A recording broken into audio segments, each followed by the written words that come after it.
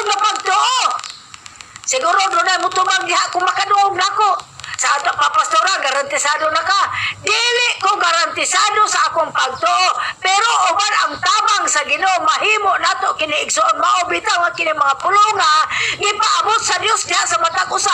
Sa atong panimalay karon kutob sa adunay mga radyo aron ka makasabot unsay katuyan sa Ginoo. Kay moabot man ang adlaw nga malisod nga matod pa sa Ginoo, moabot ang adlaw nga malisod. Kana lang giingon niya. Linog dire, bagyo dito, lunop dire. Lisod kay na. Makapalampit kay ka og daghang mga tao-tao. Di mo masampit diha. No? Ako lang sa una. Linog pa gani, basta ang pagpanguros, mawala to. Ngano man? Matur pa sa Ginoo. Lisod kaayo ang adlaw sa Ginoo. Makaya ka na to? Usahay manggod mo sulti ta sa pulong sa Ginoo, murag ano lang, walay pagpamalandong. Pero ang gusto sa Ginoo nga pamalandungan nato ni mga pulunga. Pangandam kita kanunay. Dili kita garantisado apa ang kanunay ta magpalaban sa pulong sa Ginoo. Kanunay ta mosampit sa Ginoo pinagi sa mga pag-ampo. Usahay manggod pud ang akong madungog. Doon ay magsulti sa pulong sa Dios, magbula-bula lang ang baba. Pero abot lang kaha. O nagagikan baka ni silang kasing-kasing dili ra makutob ka sa una-una. Kay gani karon ako ni napamalandungan kanila nga hold chapter sa pulong sa Ginoo. Dili kay di basta-basta. Kung tagaan nato ni kinabuhi, kini mga pulunga, di kay ni basta-basta. Ang gipasabot ni ini sa Ginoo, pulong sa Ginoo, mga katawhan ni sa Dios, mga alagad ni sa Dios, mga anak ni sa Dios. Pero ngano nakaingon pa man ang Ginoo sa adlaw sa akong pagbalik, aduna pa makay akong magkaplagan. Sa adlaw siya pabalik, aduna pa makay iyang makaplagan nga adunay pagtuo. Makagarantiya ka sa imong pagkapastor? Makagarantiya ka sa imong pagkapastora? Basig maayot ang istorya. Pero pag-abot niya nini mga pulunga, sayon kay nato ni balik-balik pagbasa. Pero wala nato ni hinuktuki sa makadaghan. Por Diyos, por Santo, igsoon ato ni pamalandungan. Ato ni hinuktukan sa makadaghan. Dili lang unta itugot sa Ginoo nga usa ko ni aning dalagang buang-buang mo ni kanunay nako gipangayo sa Ginoo, gihilakan ako ni kanunay sa Ginoo. Kay dili ko garantisado at tubangan sa Ginoo. Mangutana ko karon nimo igsoon ikaw nga kanakadungog, garantisado ka na kaha ni mga pulunga. Bisag kinsa mga alagad akong madungog nini mga pulunga, balik-balik pagbasa, balik-balik pagpasabot. Pero atong pamalandungan ang gusto sa Dios, atong pamalandungan ang atong kaugalingon. Kaya makaunya ni nato. Gikapoy ang dalaga. No, ang pulo ka dalaga, gikapoy sa pagpaabot. Busa na hikatulog sila. Maubita man abot ng pulo nag-ingon. Asa man ang ingon Ginoo mo balik. Nangamatay na lang ang among mga apuhan, nangamatay na lang among mga katigulangan. Wala pa may laging Ginoo may balik. Hantod ang imong pagbati, nabugnaw. Labi pa kung muabot na ang balatian, na halos dili ni mo kaya, bisag asa makaabot na mananambal. Bisag asa makaabot na puwak doktor. Kaya ato lagi pagtuo, wala na.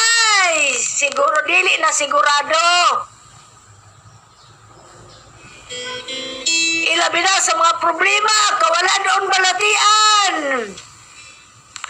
Daghanay dili manimba. Galangan-langan naman lang nagsimba-simba. Matod pa sa ilang katarungan. Gausik-usik naman lang nagpanahon. Igsoon, gawas nun ka. Pero ang alagad sa Ginoo nagapadayon sa pagpalanog, nagapadayon sa pagbudyong.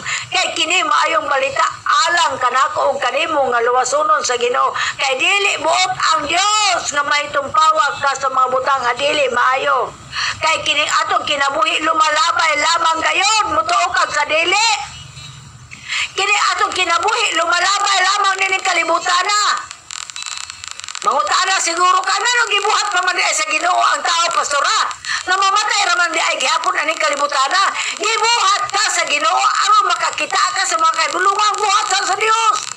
Gibuhat ka sa Ginoo aron makahibalo ka nga ang Dios kamahanan nga may nagbuhat nimo. Gibuhat ka sa Dios aron ka pasalamatan ang Dios nga may imo magbubuhat. Nakapasalamat ka ba? Nakapasidungog ka ba? Basin wala. Ngano lumalabay raman ang tao ning kalibutana sa tumos ug tuyo sa Dios sa pinakababaw nako nga pagsabot aron ta makakita sa Dios nga mo'y naghimo sa langit ug sa yuta lakip sa imong kinabuhi. Makapasalamat ka ba sa Ginoo nga mo'y nagbuhat nimo?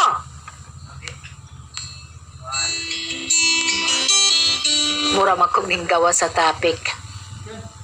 Bitaw, tama ba yan? Ang Diyos walay pagkulang. Ang Diyos kanunay nagpahinumdom. Igala igsuon ko diha kang Kristo. Kanunay gayud ang Ginoo nagtawag, nagpasinati sa iyang kaayo.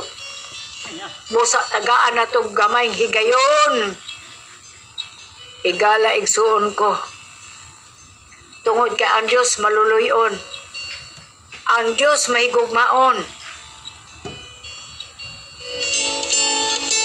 Busa daghan kayo mga alagad nga nagkaabot ni Maong Dapita aron lamang sa pagbandilyo sa pulong sa Dios, aron lamang sa pagbudyong sa mayong balita, aron dili ka maapil dadto mga katawhan nga silutanan sa Ginoo. Praise God. Hallelujah. Niadto niya ang adlaw ang paghari sa Dios may sama niini. Adunay napulo ka dalaga nga nagdala sa ilang mga suga ug nanglakaw aron sa pagsugat sa pamanhunon. Mga alagad sa Ginoo, mga katawhan sa Dios, anak sa Dios. No? Kanunay ta nanglakaw aron lamang sa wali sa maayong balita. No? Kanunay ta nagtestimonyo sa pagwali, kanunay ta nagtestimonyo sa pulong sa Ginoo nga ang maayo, ang Dios maayo, ang Dios milagroso. Pero tungod sa kadugay nga, tungod kay ang pamanhunon nalangan man, nahikalimutan sa pagkamilagroso sa Dios man nag-ingon sa Ginoo, nagduka. No?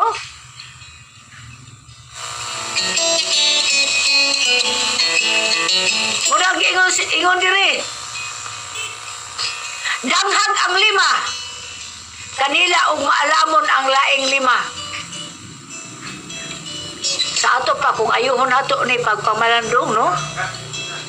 Wala gyud tay lutsanan. Dili gyud ta makagarantiya sa atong pagkapastor, sa atong pagkapastura, sa imong pagkaanak sa Dios, sa imong pagkaalagad sa Ginoo. Dili gyud ni garanti, dili gyud ni makagarantiya. Kaya ang gikinahanglan sa Ginoo magduka man tuod ta, pero pahinumdum lang. Bisan pag magduka ka, katabi kita bitaw sa atong kaugalingon, kita nga mga alagad sa Ginoo. Naay panahon nga bation tag kakapoy kaluya, halos dili na ta makaampo. Pero tungod kay ang Holy Spirit nakapuyo man sa atong kasing-kasing, mamukaw gyud na siya bakon sa pagampo sa. Kay diha sa mga pagampo bisan man tuog makatulog ka, makadungog ka sa singgit sa espiritu. Nga ang Ginoo mo balik na. Dali kang makabakon, makasugat ka sa Ginoo. Pero kung matulog ka gani kondisyon nga pagkaistorya, dili ka na magtagad sa kabubuton sa Ginoo. Dili wala kanay pakialam unsa pay katuyon sa Dios sa imong kinabuhi. Nan. May sama gyud ka aning dalagang birhen nga 5. No? Daghag. Pero sa laing libro, laing 5 nga buang-buang. Nganong nahulog magbuang-buang? Nagdalag suga, pero walay reserba nga lana. Ang 5, maalamon, nagdala sila reserba. Tama ba? Pero hinumdumi nga kinimpulo, mga alagad yun sa Ginoo. Kita yun eh. Alagad man ka sa Ginoo, pastor-pastora man ka, ebanghelista man ka. Magtutudlo man ka. O yano ba kang membro sa simbahan? Dugay na ba kang nangalagad sa Ginoo? Bago pa kang nangalagad sa Ginoo? Kitang tanan, gipenungduman nini mga pulunga. Amin ba? Danghag ang 5 kanila o maalamon ang laing 5. Ang mga danghag nagdala sa ilang mga suga apan wala magtagana og lana. Di amo na. Mga danghag nagdala og mga suga apan wala nagtagana og lana. Parehas bitaw sa atong panimalay. Bantay ra. Sa atong bitaw panimalay labi pa kung nasanay ta sa kurente. Pag-abot sa panahon nga mo brand out, wala kay reserba. Magkarap-karap ka gyud. Arisir ka pa ning adtong tindahan. Brand out na. Nga naman, walay pagpanagana. Dapat kinaibaluman ka nga ang kuryente mo abot ang adlaw mo brand out yun na siya. At least na kay solar light. Na kay solar nga suga. O wala kay solar nga suga ako sa una. Sa diha nga nagkabato na kong kuryente kay naanad man lagi kong gas sa amo. Matod pa nila mitsahan, palong-palong sa uban. No? Naanad mi gas, naanad mi og krudo. Bisan pa karong na anak ko'y kuryente. Naagyod mi suga, naagyod mi gas, nga naagyod ko'y suga nga gitaguan giluklok sa among kilid, sa among suok. Kay pag-abot sa brand out, dali ra nako siyang makuot. Kining agi magudpong kong katagam. Kaysa diha nga naanak ko'y kuryente, nalimot ko kanot daday ko gas nga reserba. Ni abot bita ng brand out, maugi among pagpangaon. Wa, may kao magkaon. Nga naman, brand out naman, wala may suga. Wala pong may gas. Ningdagan pa sa tindahan, layo ra ba? Siguro mangutana mo, sa ato pa dahil karon pastora, andam ka. Dili ko mo ingon ninyo nga ako garantisado. Mahimo lang kong garantisado tungod sa tabang sa Ginoo. Aksip makamo ana. Mahimo tang garantisado tungod kay magpakitabang ka kanunay sa Ginoo. Dili kay kutob ra sa pagbula-bula sa atong kaugalingon. Bunga sa atong emosyon. Aron ingnon nga maayo na tang muwali. Aron ingnon nga maayo na tang mupasabot. Pero ang akong hangyo ninyo maigsunton na nato kanunay ang pulong sa Dios. Kay walay garantisado sa tao. Gawa sa tabang sa Ginoo kanunay. Busa kining pulong karon nga gipadala sa Ginoo gipaabot sa Dios diha sa matag usa kaninyo nga nagpatalingog. Ato ning pamalandungan kanunay. Kaysa ako lang mga igsoon,